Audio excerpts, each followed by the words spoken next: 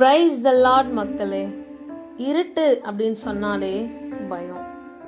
இந்த இருட்டுன்னு சொன்ன உடனே நமக்கு பயம் மட்டும் ஞாபகம் வராது.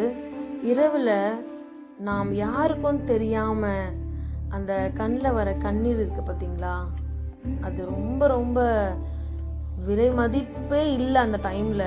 ஆனால் அந்த டைம்ல வர கண்ணீர் ரொம்ப விலை மதிப்பது. அந்த டைம்ல யாருமே இல்லைன்னு அழுகும் பொழுது அந்த அழுகை விலையேற பெற்றது.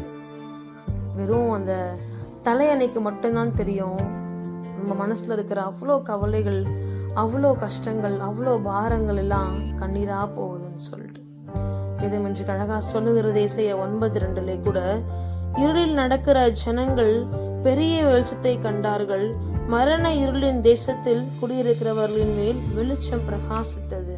ஆமாங்க, நம்ம லைஃப்ல கூட நிறைய விஷயங்கள் நம்ம இருட்டில் தான் இருக்கிறோம் இல்லைங்களா. அந்த காலத்துல இன்னும் இருக்கிறாங்க, அந்த காலத்துல இன்னமும் இருக்கிறாங்க. நிறைய கிராமங்களுக்கு லைட் கூட இல்லை. ஆனா அந்த இருட்லயும் அவங்க தைரியமாக வாழ்றாங்கன்னு சொன்னா அவங்களுடைய விசுவாசம் பெரியது இல்லைங்களா. ஆனா இன்றைக்கு நாம் நிறைய லைட் போட்ட வீட்டில் தான் வாழ்றோம். ஆனா மனசு இன்னும் இருட்டில் தான் இருக்கு. கஷ்டங்கள், கவலைகள், கண்ணீர்கள், என்னென்ன பிரச்சனைகள்லாம் மனசுல வச்சுட்டு இன்னும் நம்ம வெளியே வரவே மாட்டேங்கிறோம். ஓவர் கம் பண்ணவே முடியல நம்மளால. சில விஷயங்களை ஓவர் கம் பண்ணிட்டு வாங்கலேன், ஒரு பெரிய மிராக்கல் நடக்கும். அந்த ஒளியானது நம்ம அதை ஃபேஸ் பண்ணணும்னு சொன்னாதான் அந்த மிராக்கல்ஸ் நடக்கும்.